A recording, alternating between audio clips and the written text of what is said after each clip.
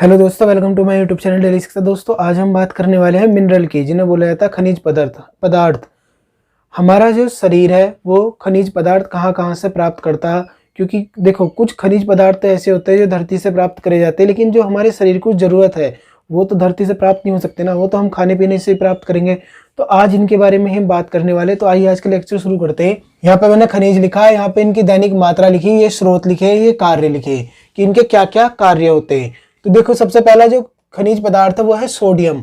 ये सोडियम हमें NaCl के रूप में शरीर को जरूर चाहिए, और इसकी जो मात्रा होनी चाहिए प्रतिदिन, कितनी मात्रा हमें लेनी चाहिए इसकी, 2 से 5 ग्राम तक ये मात्रा हमारे शरीर में जरूर पहुंचनी चाहिए।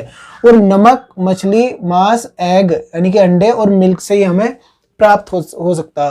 तो ये इसके स्रोत लिखे हुए हैं, ये कहाँ कहाँ से मिल सकता है। पहले एक बार ये देख लो कि ये कौन कौन से खनिज पदार्थ है जो हमारे शरीर के लिए आवश्यक है।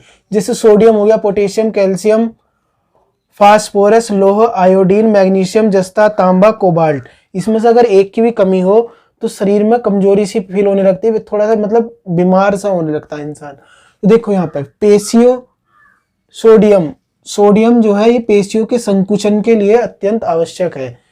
ये देखो धनायन के रूप में रहता है बॉडी में, और जो पेशियों के संकुचन होता है उनके लिए आवश्यक होता है। पोटेशियम देख लो, डेली मात्रा होनी चाहिए, वो होनी चाहिए 1 ग्राम, और ये लगभग सभी खाद्य पदार्थों में पाया जाता है पोटेशियम तो, और ये भी विद्युत अपघट्य संतुलन के लिए आवश्यक है।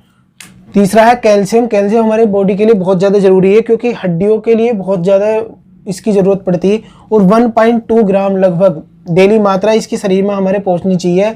और दूध, पनीर, एग यानी कि अंडा, चना, मछली, सब्जी, इन सबसे हमें ये कैल्शियम मिलता। हड्डी और दांतों को मजबूती का काम करता है ये कैल्शियम। फास्फोरस देख लो, 1.2 ग्राम इसकी दैनिक मात्रा होनी चाहिए। और दूध, पनीर, बाजरा, रागी, जई, आटा और गुर्दे, मोटा जो अनाज होता है उनमें ज़्यादा पाया जाता है। जैसे मोटा अनाज क्या, बाजरा, रागी, जई हो गया, और उनमें ये ज़्यादा पाया जाता है। और इसका काम देख लो क्या है, तरल पदार्थों के संतुलन के लिए अत्यंत आवश्यक है। फास्फोरस की बात कर रहे हैं। अगर फास्फोरस के लिए एक और जरूरत है शरीर में, वो ये है कि ये कैल्शियम के साथ मिलकर हड्डियों को मजबूती प्रदान करता।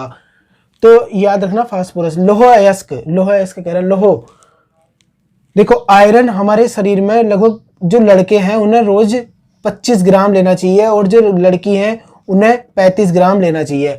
कलेजी, गुर्दे, बाजरा, रागी, सेब, केला, पालक, गुड़, इन सब में ये आयरन पाया जाता। जिस तरीके से विटामिन हमारे शरीर के लिए जरूरी है, उसी तरीके से ये जो जितने ये खनिज पदार्थ हैं ये हमारे बॉडी के लिए बहुत ज्यादा जरूरी है।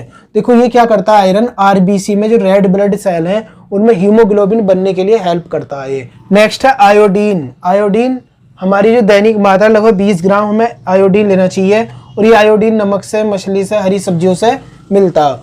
आयोडीन थायराइड के अंदर, जो हमारी थायराइड ग्रंथि है उसके अंदर जो एक हार्मोन्स बनता है जिसका नाम है थायरोक्सिन हार्मोन, तो उसके संश्लेषण के लिए अत्यंत आवश्यक है। तो बता, आयोडीन की कमी से घेंगा रोग हो जाता, सुना होगा तुमने ये। तो थायरोक्सिन हार्मोन के संश्लेषण के लिए। मैग्नीशियम, ये शरीर में इसकी ज्यादा मात्रा की आवश्यकता नहीं है, सब्जियों से हमें ये प्राप्त हो जाता। पेशी तंत्र और जो तंत्र की क्रिया हेतु अत्यंत आवश्यक है।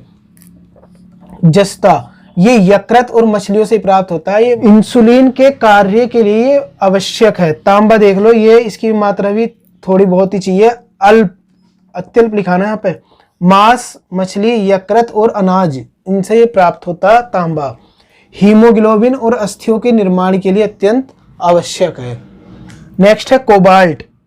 अत्यल्प, मांस, मछली, जल। कोबाल्ट हमें जल से ही प्राप्त हो सकता है, एकमात्र ऐसा ये वो है खनिज पदार्थ जो हमारे शरीर को जल से प्राप्त होता है। RBC और विटामिन B12 के संश्लेषण के लिए अत्यंत आवश्यक है।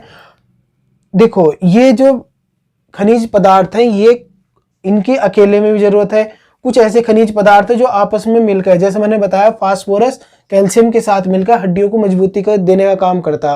कुछ ही आपस में मिलकर हमारे शरीर को मजबूती देते, तो इनकी आवश्यकता तो है।